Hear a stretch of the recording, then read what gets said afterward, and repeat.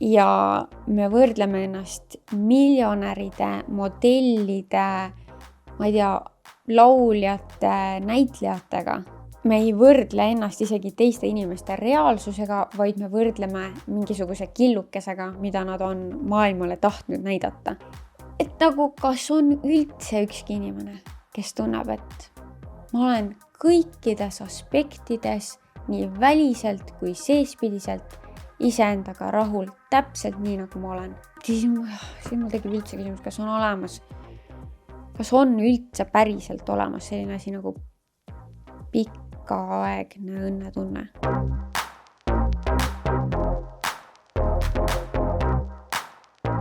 Hello, sa oled kuulamas Kirstordil podcasti eriepisoodi. Täna tuleb meil selline sügavam mõtisklus, aga ennem, nagu ikka, räägin ma oma võitudest. Minu võit oli, kuidas ma ennast täna trenni vedasin hommikul.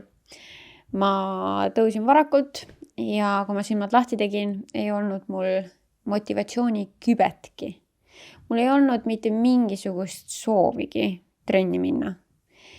Ja ma lamasin seal voodis ja käisin läbi neid erinevaid stsenaariume.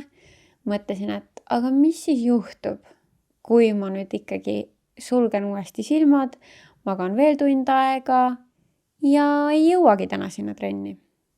Siis ma mõtlesin, et samas seda ma juba siin üks päev see nädal tegin. Et aga mis juhtub siis, kui ma nüüd ikkagi lähen? Sinna juurde tuli kohe see, aga ma ei viitsi üldse. Ja siis selle ma ei viitsi üldse mõtte pealt ma lihtsalt ajasin ennast ülesse ja mõtlesin, et küll ma pärast olen rõõmus, et ma käisin. Praegu ma ei tunne mitte mingeid positiivseid emotsioone seoses selle trenniga, aga küll ma pärast tunnen. Ja ma usaldasin piisavalt seda küll ma pärast tunnen mõtet, et ma panin ennast riidesse, ma natukene sõin ja ma lihtsalt surusin ennast uksest välja. Ma lihtsalt, nagu mu peas käis, sa pead lihtsalt minema, lihtsalt mine uksest välja, lihtsalt tee see ära. Ja ma läksin ja juba trenni poole pealt ma mõtlesin endamisi, issand, kui tore, et ma tulin. Ma liigutan ennast, see on hea algus päevale, see on palju parem kui see, et ma alustan oma päeva nii, et ma olen ennast alt vedanud, sest et eile õhtul läksin ma magama selle mõttega, et täna ma lähen trenni. Ja kui ma nüüd hommikul olekski otsustanud, et ma ei lähe, siis see on lihtsalt nagu tegelikult kõige kahjulikum mulle endale. Ma tean, et ma ei saa enda peale loota, ma ei saa endas kindel olla, ma võin ennast iga kella alt vedada. Ja see ei ole hea. Ehk siis ma lihtsalt nagu kasvatasin usaldust iseenda vastu, et kui ma midagi otsustan, siis ma nii ka teen ja ma tean ju tegelikult mõistusega, mis on mulle hea. Ehk siis kui ma olen eelnev õhtu kaine mõistusega ja mitte unise peaga selle otsuse ära teinud, et mine trenni hommikul, siis ju see on olnud mulle hea otsus. Ja tõesti täpselt nii oligi, et poole trenni pealt ma juba tundsin, nii hea on liigutada ennast, veri käib, mul tulevad juba palju paremad mõtted pähe ja kuidagi nagu energiat on rohkem, et igal juhul see oli hea otsus, et trenni minna.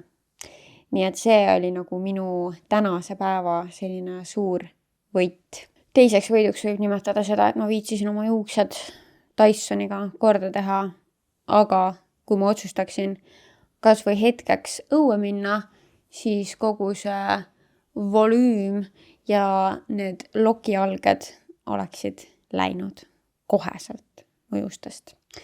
Nii et sellest on kahju, aga õnneks ma ei plaani õue minna. Nii et podcasti jaoks see soeng loodetavasti püsib. See on tore. Ja pean ütlema, et ega mul vist rohkem midagi tarka täna siia algusesse öelda ei olegi. Ja erinevalt tavalistest eriepisoodidest on meil täna ka toetaja, kelleks on Douglas, kes müüb siis Khloe Kardashiani lõhnasid. Ja Khloe Kardashianil tuli just uus parfüüm välja, Almost Always. Ja ühel teist on siis võimalus endale võita see kaunis PR pakk siis 100 milliliitrise lõhnaga. Ja see lõhn tõesti mulle endale lihtsalt nii väga meeldib. Et ma kohe tundsin, et ma tahaksin ühele teist ka selle anda, mul endal on see olemas. Et see on selline tõsiselt naiselik, pehme armas puhas lõhn, et siin on tunda magnooliat, jasmiini, lavendlit ja midagi sellist hästi mõnusat ja cozy't. Et minu arust on ideaalne igapäevalõhn ja kuidas seda siis võita võib? Nimelt ootan ma teie mõtteid tänase episoodi osas, ehk siis pead edasi kuulama episoodi ja jagama, et võib-olla milline mõttekäik või mõttetera kõige rohkem sinuga resoneerus või sa võid kaasa rääkida või lihtsalt välja tuua, et mis sinu jaoks kõige rohkem kõlama jäi. Ehk siis lihtsalt jäta YouTube'is alla kommentaar, isegi kui sa Spotify's kuulad, siis tule korraks YouTube'i, jäta kommentaar ja võimalusel lisa sinna ka oma Instagrami kasutaja, et siis mul on kergem sinuga ühendust saada. Kui ei ole Instagrami, siis kindlasti leiame ikkagi viisi, nii et igal juhul jäta aga oma kommentaar.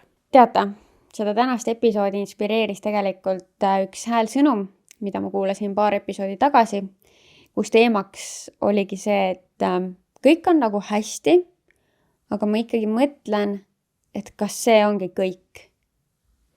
Et kuidagi see jäi kõlama minu jaoks, see resoneerus minuga, et ma olen kindlasti ka ise mingitel ajahetkedel seda sama tundnud ja mulle tundub, et see ei ole üldse paljude jaoks võõras mõttekäik. Ja võib-olla isegi nagu väiksemal skaalal, et see ei pea olema niimoodi, et sa vaatad oma tervet elu ja mõtled, kas see ongi kõik, vaid lihtsalt ka igapäevaelus me nagu kogu aeg ajame midagi uut taga. Kogu aeg nagu peab olema mingi järgmine asi, et sellist püsivat rahulolu on väga vähe. Ja ma hakkasin mõtlema, miks see nii on. Ja nagu ka seal episoodis, kui ma lahkasin seda voice'i, siis minu mõttekäik läks kuidagi nagu minevikule versus praegusele ajale ja nüüd ma natukene olen seda mõtet arendanud, aga selles suhtes olge valmis, et terve see episood on mina valjult mõtlemas, et võib-olla need kõik mõttelõngad ei ole super viimistlatud, aga ma lihtsalt jagan mingisuguseid mõtteid, mis minu pähe tulid.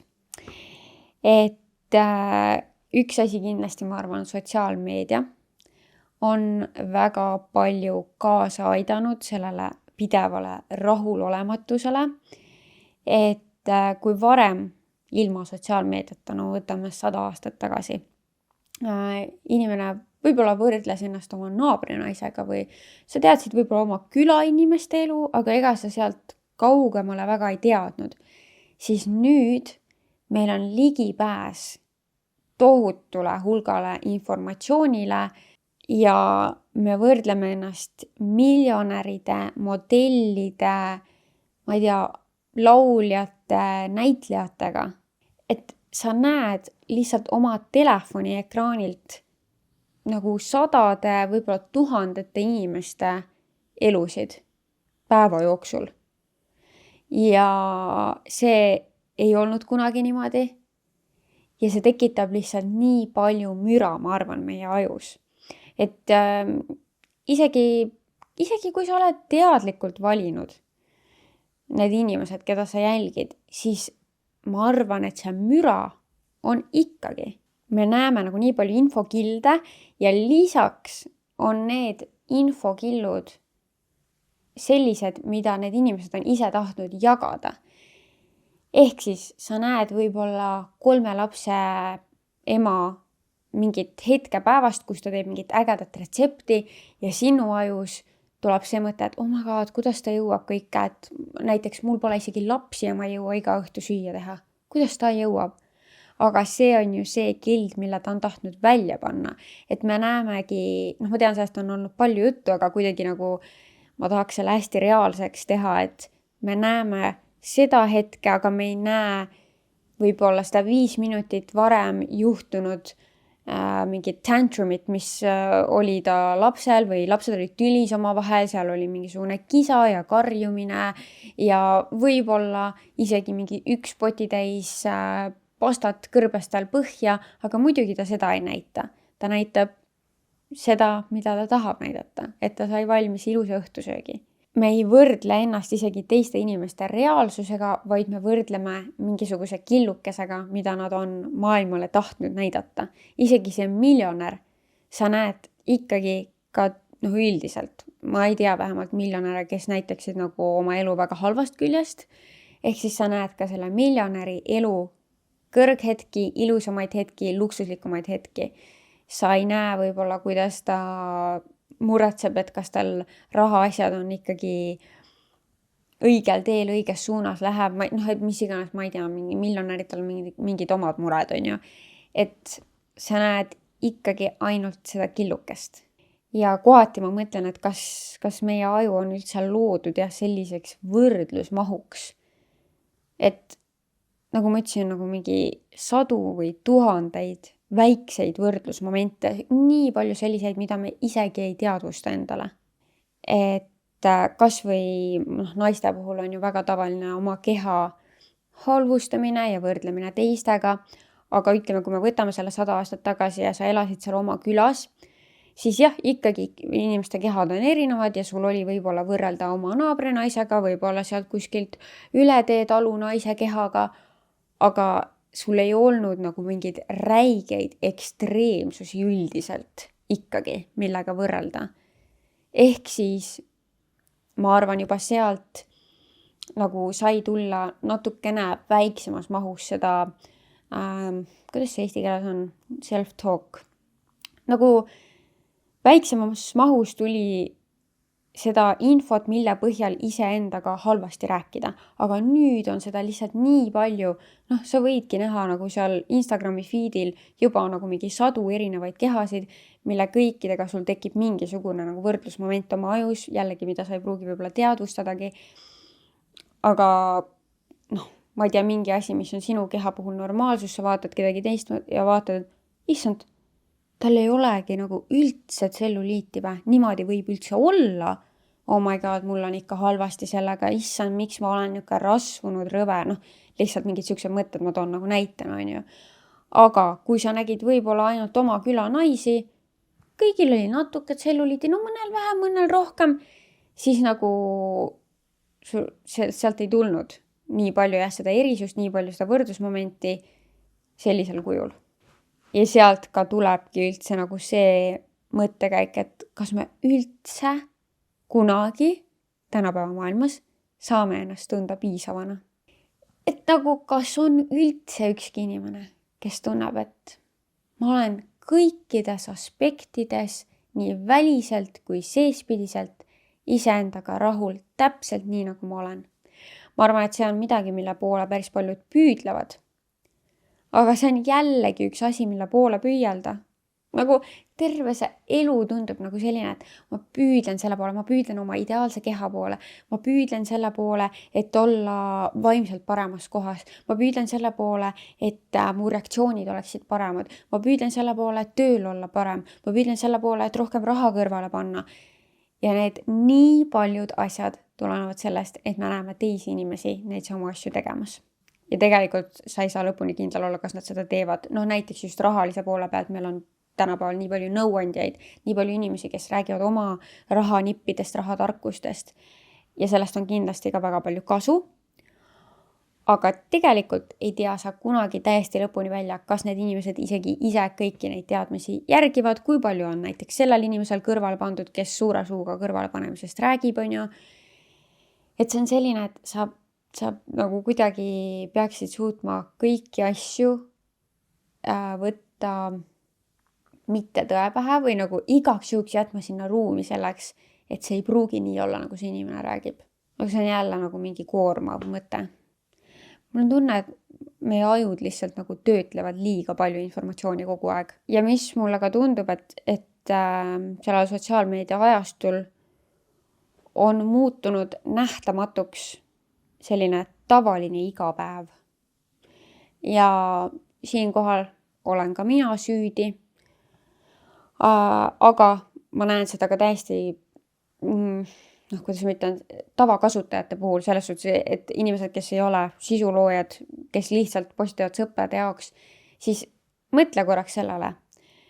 Sa kindlasti tead mõnda inimest, kes postitab ainult siis, kui ta käib reisidel. Ja see, ma ei tee üldse neid inimesi maha, vaid see on lihtsalt, et me korraks nagu mõtleksime selles suunas, et kõik inimesed, okei, see on üldistus, on erandeid, aga ütleme, suurem osa inimesi jagavad sotsiaalmeedias erilisi hetki, kõrghetki. Või isegi, kui nad jagavad ka madalhetki, siis pigem võib-olla selliseid eriti madalaid hetki. Ja võib-olla ka tihti hoopis selles võtmes, et kuidas ma sellest välja tulin, mis on kindlasti omamoodi positiivne, aga ütleme, et selline täiesti tavaline iga päev on sotsiaalmeediast põhimõtteliselt kadunud. Et me näeme enamjaolt ikkagi erilisi või eriti ilusaid või eriti esteetilisi momente. Sest et isegi igapäevahetked, ma juba oleksin peaaegu hakanud ise endale ka vastu vaidlema, et aga tegelikult me näeme ju igapäevahetki, et kuidas inimesed kodus süüa teevad või kuidas keegi mingisugust soengut teeb, et see on ju igapäevahetk, see ei ole eriline hetk. Jah, aga enamasti sa näed seda mingil kindlal kujul väga esteetiliselt presenteerituna. Ja siis see ju ei ole täiesti tavaline igapäevahetk. Minu igapäevahetk on see, et mul on kraanikausis 3 pesemata nõud vähemalt ja köögis on natukene lagane. Aga ka mina ei näita seda kööki sellisena tavaliselt. No ütleme, vlogides on see võib-olla keerulisem peita kogu aeg oma segamini kodu või segamini kööki. Aga ka siis ma üritan ikkagi nagu mingi suurema laga kõrvale tõsta, sest see tundub lihtsalt kole. Kole vaadata, aga see on ju iga päev.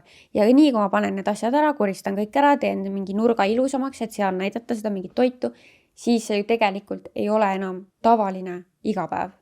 See on ilustatud igapäevahetk. Sealt võibki väga kergesti jääda mulje, et kõigil on paremini kui mul, kõigil toimub kogu aeg mingisugune areng, kõik kogu aeg reisivad, kõik kogu aeg saavutavad midagi, sest et need on need hetked, mida jagatakse. Et ma ei jaga ju seda, kui mul on täiesti lagane ja ma nutan. Mõned inimesed jagavad ka seda, see on kindlasti väga tänuväärne, aga ma räägin sellisest suuremast enamusest, ma räägin sellest üldisest foonist. Ja siis tundubki ju ühtäkki, et minu selline normaalne igapäevaelu on nagu läbikukkumine või. Keegi ei näita ju seda, keegi seda ei presenteeri niimoodi, et vaadake kui vinge. Ja siis sa mõtledki, et aga midagi peab siis veel olema. Kui kõigil kogu aeg midagi on, aga mul on siuke tavaline, siis järelikult on midagi mul valesti. Tekib nagu selline mõttekäik seal peas. Ehk siis ma arvan, et kõik see sotsiaalmeedia, see võrdlemine ja teiste kõrghetkede pidev nägemine tekitab sellist vaikset ärevust meie peas. Sa ei pruugi seda isegi üldse nagu sellisel viisil ära tajuda nagu mingit, ma ei tea, sotsiaalset ärevust või sul on ärevus mingi kindla asja ees, aga see on selline vaikne surve kuskil su ajusopis, mis ütleb sulle kogu aeg, et või tekitab õigemini selle tunde, et ma võiksin olla veel parem. Ma võiksin teha veel rohkem. Ma võiksin rohkem saavutada. Ma võiksin kaugemale jõuda. Ma võiksin olla parem, olla ilusam. Kõik need mõtted. Ehk siis ma arvan, et enamus inimestel tänapäeval on kuskil kuklas mingi sellist sorti ärevus. Ja sellel ma väga pikalt ei keskendu, sest et seda ma tein siis paar episoodi tagasi ka üles, kui see häälsõnum tuli. Aga ma arvan, et kindlasti on suur roll sellel, et meil on praegusel ajal kergem elu selles suhtes, et me ei pea tegema füüsilist tööd, me ei pea enamjaolt vaeva nägema, et elus püsida. Et selles suhtes meil on selline heaolu ühiskond ja see üldse jätab ruumi selleks, et mõtiskleda elu üle, mis on elu mõte, midagi peaks veel olema, et kui sa igapäevaselt tegeled sellega, et ennast ja oma lapsi toita ja ellu jääda, no siis seal ei ole ruumi üldse selliseks mõtteks, et kas midagi peaks veel olema. Ja kindlasti ka see, et valikuid oli vähem. Et sa ei tundnudki, et sul oleks nagu võimalust, ma mõtlen ütleme lihtsalt lambist 100 aastat tagasi, et sul oleks võimalus teha seda ja seda, minna reisima, minna kolida üldse kuskile, ma ei tea kuhu. Ja jällegi korraks toon siis seda sotsiaalmeediat, et sa ei teadnudki võib-olla üldse kõikidest võimalustest, mis sul isegi võisid sel hetkel olla, aga sa lihtsalt ei olnud teadlik nendest. Ehk siis sul oli vähem valikuid ja see tegi elu kergemaks. Tänapäeval meil on mega palju valikuid, me näeme igasuguseid erinevaid võimalusi, kuidas elu võib kulgeda, mida võib elus teha, teiste inimeste näitel siis, ja paljuski läbi sotsiaalmeedia, aga ka läbi televisiooni. Ja sul tekibki võib isegi tekkida, ütleme nagu halvatus sellest, et sul on nii palju valikuid ja sa ei tea, mis on see õige valik. Nii palju valikuid karjäärialaselt. Isegi, ütleme, suhete osas tänapäeval on nii palju valikuid, et milline see suhe võib olla, millist sorti või mitme inimese vahel. Elukoht ei ole see, et sinna, kus sa sünnid, sinna sa jääd. Sa võid kolida ükskõik kuhu maailmas. Et see on valikuvariant. Ja nii palju erinevaid elustiile, ma ei tea, ja kas või ka seoses lastega on palju rohkem tänapäeval nagu küsimus, et kas ma üldse soovin või ma ei soovi. Varasemalt see ei olnud isegi küsimärgi all, on ju. Ehk siis ma arvan, et ka paljudel inimestel on hirm selle ees, et valida justkui vale elu, teha mingi vale valik ja siis jäävad need mis siis kui mõtted ja kogu see jada. Ja minnes nagu edasi sealt heaoluühiskonna mõttest, siis üleüldse äkki me oleme üldse nagu liiga teadlikud, et olla õnnelikud. Et äkki see tapabki lihtsa õnnetunde. See, et me pidevalt mõtleme nii palju, üks asi võrdleme, aga teine asi analüüsime kõiki enda sees olevaid tundeid, kõiki teiste tegusid, igat sõna, lauset, miks ta ütles nii, kust see tuleb, miks ma tunnen nii, kas see on mingi lapsepõlvetrauma, kas see on mingi haav minus eelmisest suhtest,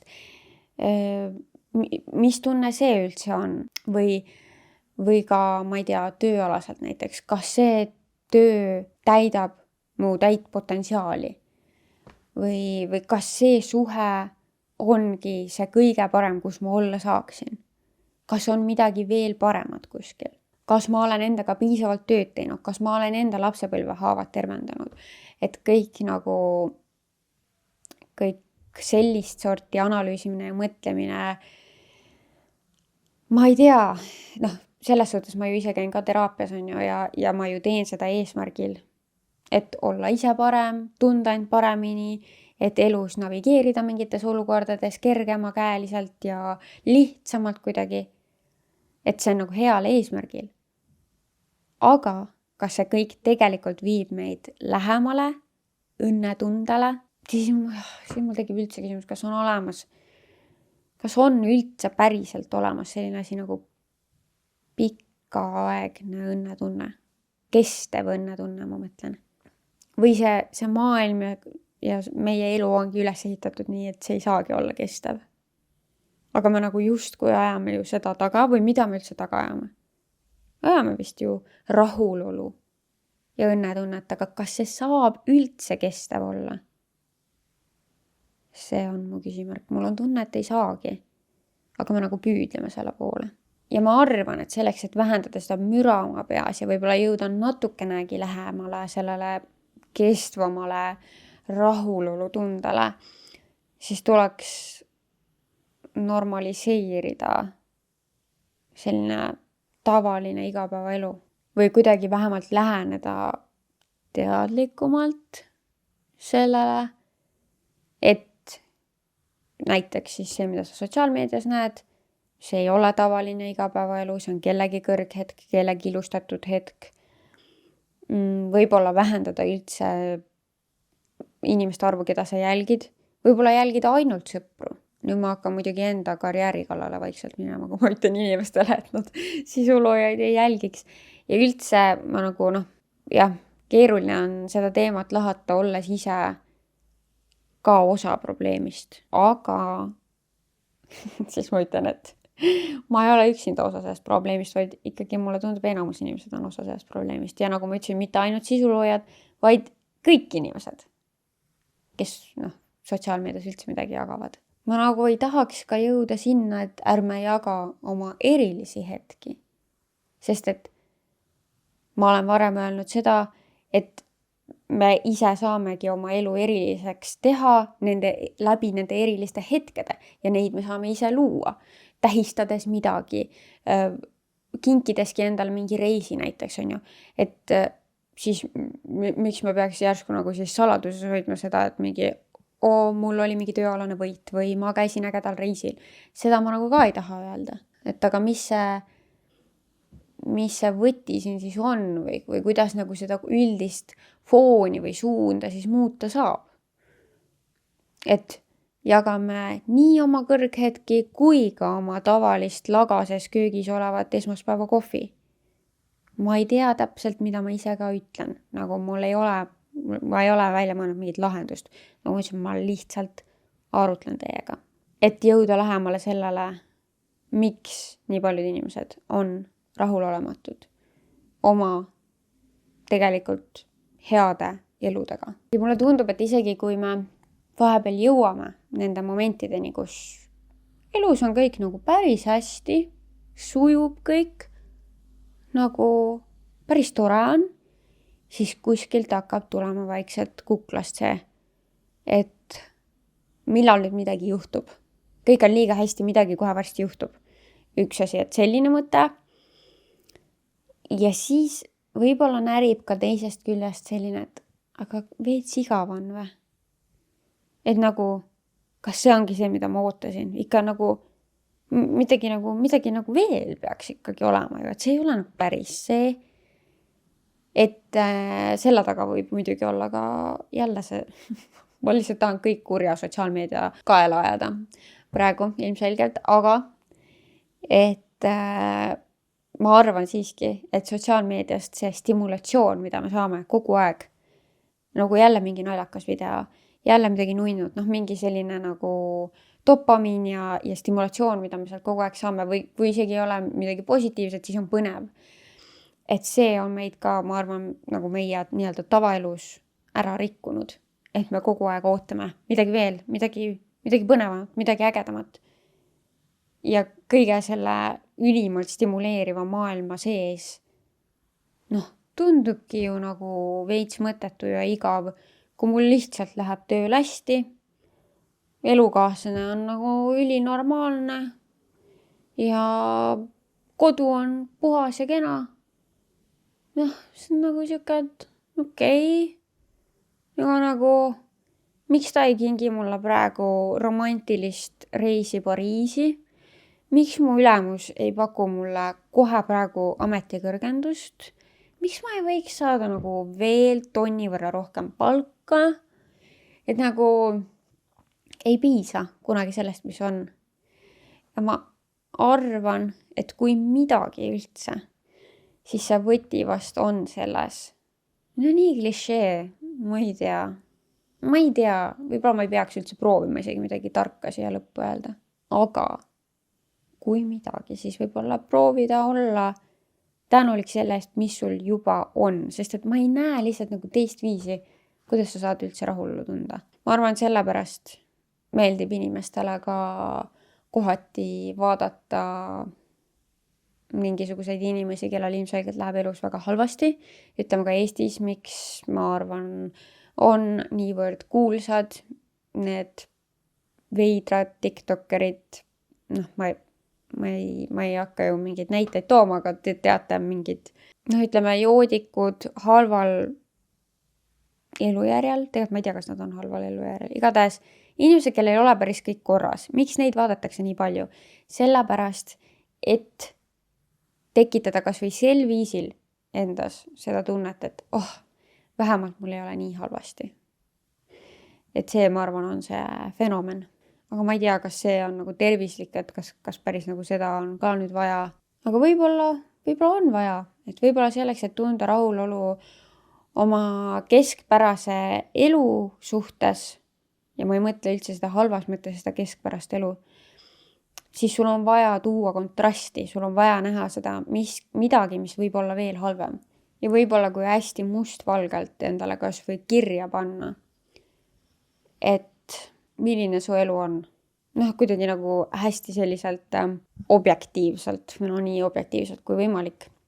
Et mul on kodu, ma ei tea, mul on 2-toaline korter, mul on töökoht, kust ma teenin piisavalt, et osta endale head toitu, käia väljas söömas ja saan isegi natuke kõrvale panna.